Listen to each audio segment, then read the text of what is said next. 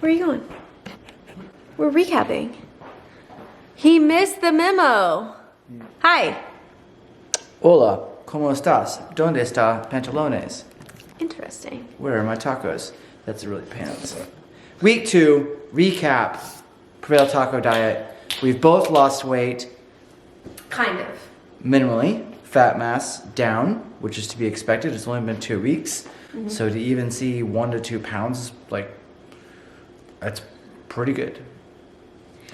Yeah. We would not tell students to expect 1 pound of fat loss a week. That's pretty dramatic. No, and I feel like we've been doing this for 9 months, and it's only been 12 days. And so I'm like, all right, Danielle, reel it in. You got to have some patience. This takes a little longer. Yeah, but our results are already faster than they should be. But our results have been nice. Minus my scale weight was up from last week, but it's a couple of days out from my cycle. So, a couple of things to know.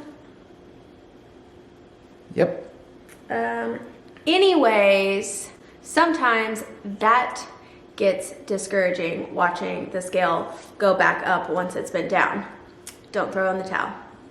We're not chunking it in the F it bucket. Yep, because even on Thursday we got an in-body and all of our numbers were the wrong direction. Yes. We get back on today and they're in the right direction. So there's going to be fluctuations, and that's normal. That's why we take data over time and not so much value in one particular day, right? As long as we're trending in the right direction, we're doing the good. We're on track. Any other things that you've noticed while doing this? Some of the conversations we've had with people, they're not haters, but they're kind of like, well, of course, or they're kind of like, oh, but you're working out all the time, or you're a man, so... Yeah. And I think we're getting a little distracted away from the idea of the whole concept is that there are no good and bad foods. If you're paying attention to the principles, then you can make progress. Secondly, just because that we're doing something for dieting and we're eating something that's traditionally thought of a non-diet food, that we then have to somehow increase all of our exercise things. We're taking the exact same approach we take to fitness and exercise and strength training that we do all year long. We're not changing anything, right? Which is another point, is that you can lift 2-3 days a week, do 1 to 2 days of cardio, and still make progress without having to do without doing excessive, jumpy, hit, heart rate based exercise, because heart rate based exercise is not the solution.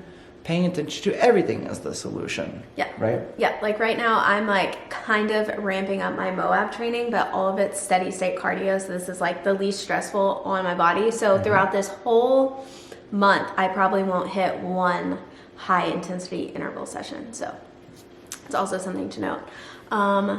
2 things that I'm really trying to do during all of this that you might look at and not think that it would have anything to do with fat loss, but getting 7 to 8 hours of sleep a night, and keeping my protein at like 120 grams a day.